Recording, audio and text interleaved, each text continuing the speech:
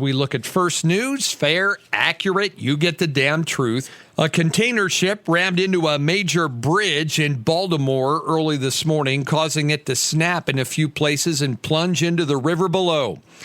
Several vehicles fell into the chilly waters. Rescuers were searching for at least 7 people. 2 people were pulled from the waters under the Francis Scott Key Bridge, one in serious condition.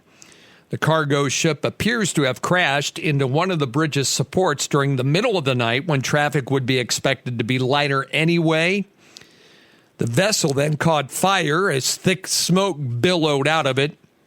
Never would you think you would see that as a key bridge that connects towns tumbled. The mayor said it looks like something out of an action movie. A brave New York City police officer was shot and killed Monday during a traffic stop as the liberal cities around America continue to see an outbreak of crime and melee that they can't control. Mayor Eric Adams announced the slaying in Queens. The shooting happened at 5:50 in a section of Queens. The officer approaching a vehicle, he was shot right below his bullet-resistant vest. Officers then returned fire and wounded some of the people in the vehicle. The officer was taken to the hospital, could not be saved. Another officer dead in a major city in America. Prime Minister Benjamin Netanyahu has vowed to press ahead with Israel's offensive to wipe out terrorism and remove Hamas from threatening all Jewish populations. A UN Security Council, though, called for him to stop his fighting, said that he has emboldened Hamas as the war in Gaza grinds through its 6th month. Each side insists that its own idea of victory is within reach. Israel said it can achieve its aims of dismantling Hamas and returning scores of hostages if it expands their ground offensive in Rafah. Hamas has said it will hold to the hostages until Israel agrees to end the war. Hamas now has the side of the United States behind them, a terrorist organization. They're even showing Chuck Schumer's speech that he said last week that Israel needed to back off and try to work out a ceasefire and stop pursuing the Hamas terrorist. Yes, folks, we would have never guessed that in this country, but it's happening. Pentagon said our Defense Secretary Lloyd Austin will meet with Israel's Minister of Defense to discuss ways to address the Hamas threat. The meeting comes at a time when there's rising tension between the two countries, between the liberal White House in America and Israel at this point.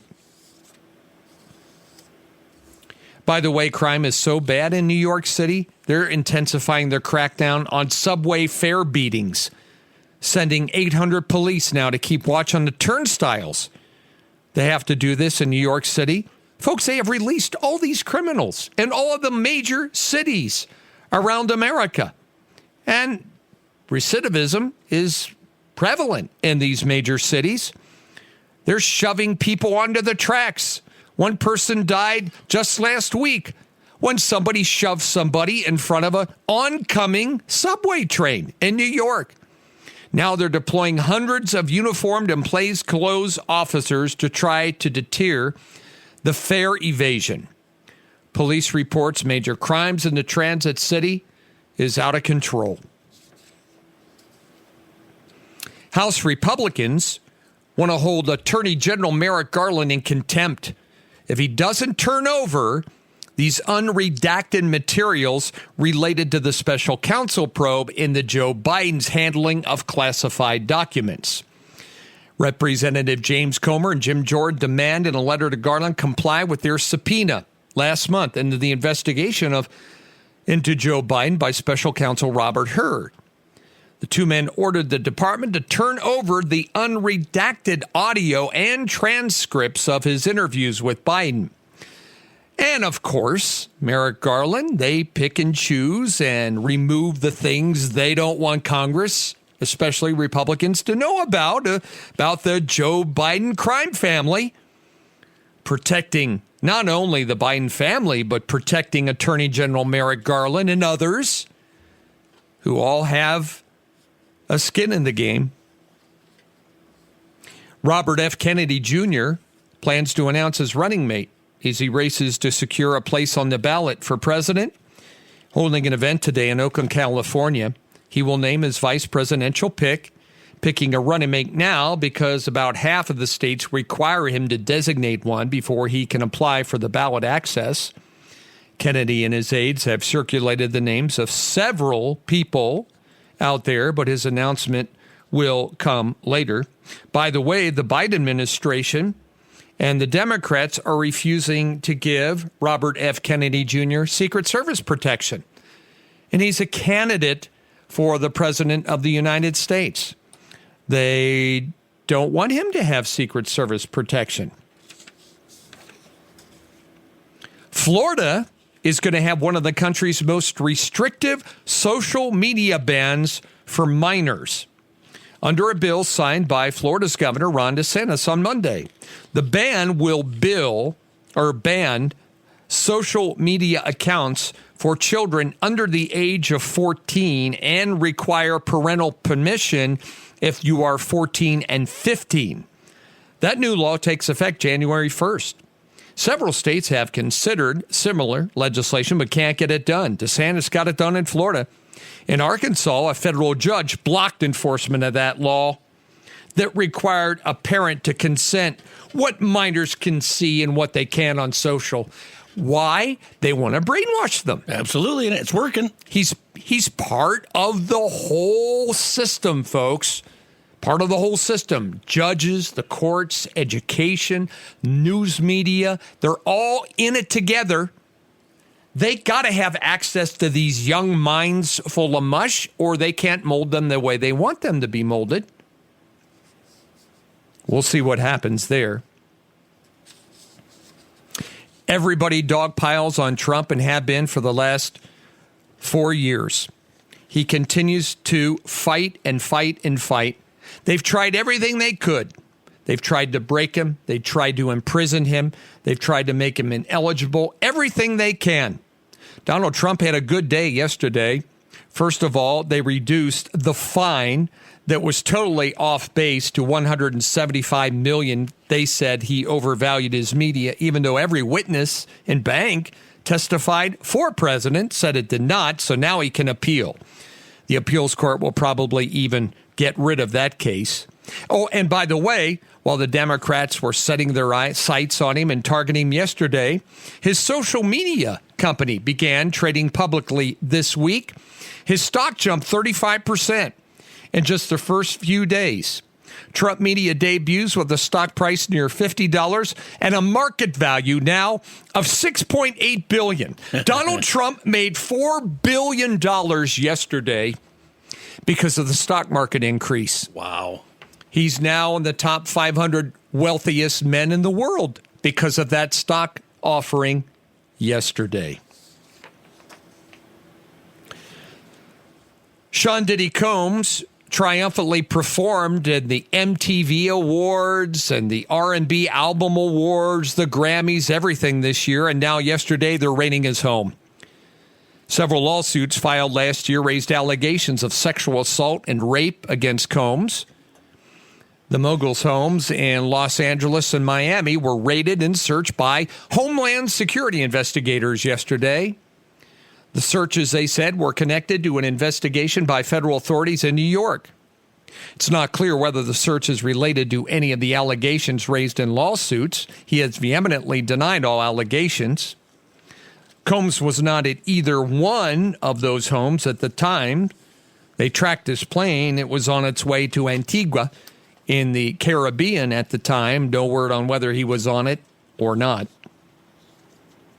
IRS told taxpayers yesterday you could be one of many, 940,000, that have a refund coming, $1 billion worth. They were all unclaimed refunds from the tax year of 2020. Texas, California, Florida, New York has the most. The industrial sector is getting $6 billion from Joe Biden for projects that you use to slash planet warming gas emissions. In other words, if you folks change the weather, they got $6 billion for you. $6 billion. And we're broke. We just had to pass an emergency spending omnibus bill, folks, of $1.2 trillion just to keep what we have running. Mm-hmm. And now yesterday he doled out another $6 billion. $6 billion. If you can change the weather, you can get part of it. 1/3 of it will come from the industrial sector, which has been difficult, according to the Biden administration, to decarbonize. Iron, steel, aluminum, concrete, cement facilities. You left out mining that we need for these lithium batteries for your electric. They left that one out. And they always do. Mm-hmm. $6 billion, folks. Heading to Easter, you may recall or notice that egg prices, once again, are near historic highs in parts of the world. Cost of filling a basket, high demand, growing cost for farmers. Global prices are lower, though, than they were this time last year and remain elevated. A specialist from Dutch Financial said they don't expect to see the return of egg prices where they were. One major culprit, they said, avian flu, because 131 million poultry worldwide died and had to be culled from farms by the disease. Higher chicken feed costs due to weather and inflation have also impacted egg prices, according to the expert. Sticker shock. In the United States, the average price for a dozen eggs, $2.99 in February. That was down from $4.21 last year. But just think, 131 million chickens, that's tax they don't have to pay on 131 million of them if they were in our state. True. You got to pay tax on a chicken. And egg prices are up, so you'll notice it. I never have got the relationship between an Easter bunny and eggs, because chickens lay eggs. Mm-hmm. We don't have an Easter chicken, and bunnies don't have eggs. Global shares mixed today in trading so far. The Nikkei, little changed. South Korea and China drifting a little higher. Oil prices up yesterday. You'll notice the average price of gas just keeps ticking up and up and up. As gasoline now, on average United States, $3.64 a gallon. Dozens and dozens of farmers sealed off streets at the European Union headquarters, where the ag ministers are looking into the protests that farmers have been having around Europe, protesting anything from what they see as excessive red tape and their increased environmental measures that will virtually break every farmer in Europe. Boeing keeps hitting more obstacles. The American plane maker's been under intense pressure since the door blew off of that Alaska Airlines flight.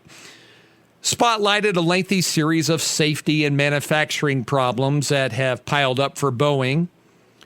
Boeing announced CEO will be stepping down at the end of the year, and they will look as broader management changes are coming to increase the safety of Boeing airplanes. China filed a complaint with the World Trade Organization over the United States subsidizing electric vehicles. They've turned to the WTO for a settlement now to protest American requirements that vehicles use parts from specific regions in order to qualify for a subsidy. It said the U.S. move excluded Chinese products, distorted fair competition, and disrupted the global supply chain.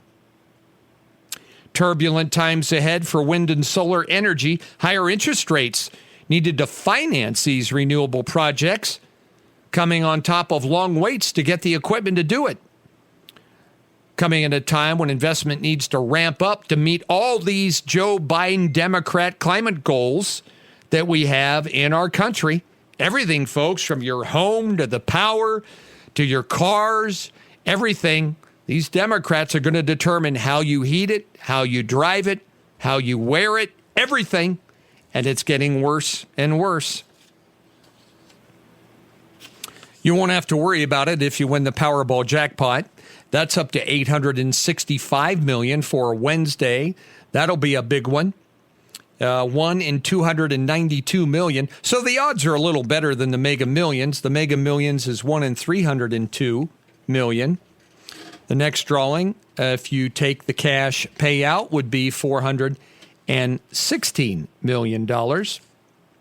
Oh, there's a woman who's jailed in Maine facing extradition to the UK after victims said she ran numerous scams claiming to be a psychic.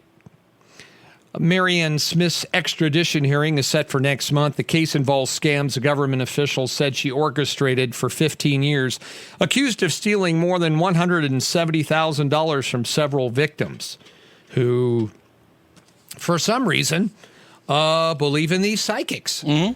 And well, they must. They're all over the place. Yeah. And so anyway, that just shows you she's a rotten psychic. She should have known the authorities were coming after her. Exactly. Right. And so there, that tells you. And firefighters in southern New Jersey had to come to the rescue of a dog, a Labrador, who got his head stuck in a spare tire. Frankville Volunteer Fire Company crew found Daisy, an 11-month-old yellow lab.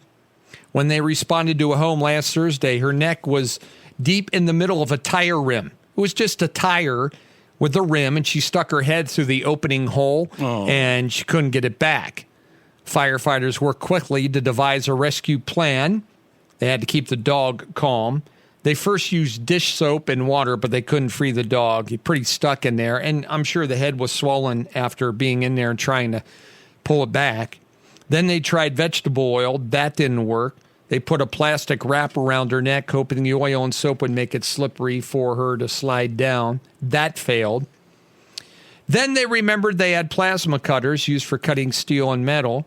So the crew put Daisy on a red wagon and headed to this guy's garage, where they put a fire blanket around its head and neck for protection. Within 5 minutes, the dog was free.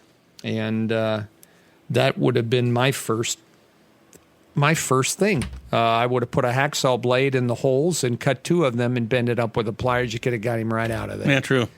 When had to use heat, but that's labor.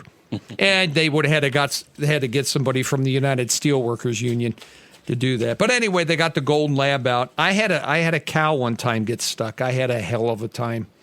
I had to saw down half of my building to get this cow out because it hip locked in between an alley where there were boards and it couldn't go backwards and forwards. It was my only option. I had to saw the post out and get that cow out. So this dog's finally free. In sports, University of Providence, formerly the University of Great Falls ladies, are playing for the national championship in their division tomorrow night. They play Dordt College from Sioux City. That's 6 o'clock on ESPN3. Over in Spokane, after Salt Lake or Utah got knocked out yesterday, then they and several teams were staying in Coeur d'Alene because there's a shortage of motel rooms in Spokane, plus there's a big volleyball tournament in town. And they had some racial threats going on at their hotels, so they changed hotels. I don't blame them not staying in Spokane. You should write an article about that. I'm going to. I don't like Spokane. Yeah? I never stop in Spokane. And my neighbor Cotty was out for the weekend to go see the games and met some students from Grand Canyon College. Oh, yeah. And said, how are you able to get so many kids to come? And the college said for $28, they would fly 250 of them down there, give them a hotel room to come support their basketball team. And all they had to do was go to the convention center on Saturday and do some recruiting. Wow. And you may have heard about this because Yale couldn't afford to bring their band, so Idaho College came and played for them too. Yale sent them shirts, and Idaho learned the Yale fight song because they couldn't afford to bring their band. There you go. And then with social media, you can say things like this. There's a picture of John Calipari, the coach for Kentucky. This guy tweets, "If Calipari is allowed back in Lexington, I will make January 6th look like a kindergarten birthday party." Oh, my gosh. Well, hey, Blue Nation. Down there, baby. Man, I'll tell you. 36 degrees today, partly sunny, 52 tomorrow, 59 then on Thursday, so we will warm up. Going to get a little colder over the weekend again with more snow on the way, so it's just springtime in the Rockies. 19 now, that's what's happening. Mark and Paul here together. Thanks for tuning into The Cat.